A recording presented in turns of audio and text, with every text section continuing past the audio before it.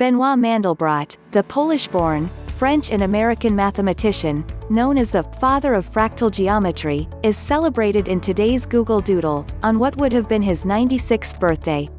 Mandelbrot's pioneering research played an important role in introducing the world to the concept of fractals, a geometric pattern that repeats itself when magnified, or as Mandelbrot said, a fractal is a geometric shape that can be separated into parts, each of which is a reduced-scale version of the whole.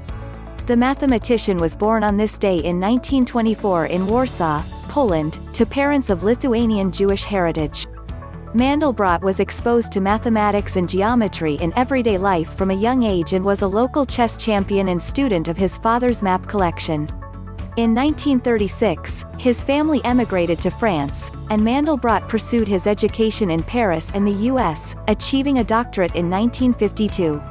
Mandelbrot began working at the Watson Research Center at IBM in New York in 1958, where his study of peculiar repetitions in signal noise inspired his groundbreaking work. He was an early pioneer of the use of computers for research and later used a basic computerized typewriter to develop an algorithm that modeled landforms found in nature. Then, in 1975, Mandelbrot coined the term fractal geometry to describe these mathematical phenomena, and in 1982, his work was shared with the world with the release of his book The Fractal Geometry of Nature. His work forever altered the field of applied mathematics. Fractals are important as they help us understand important scientific concepts and have made many scientific breakthroughs possible, like wireless cell phone antennas, for example. Mandelbrot received countless awards for his work, including the Wolf Foundation Prize for Physics in 1993.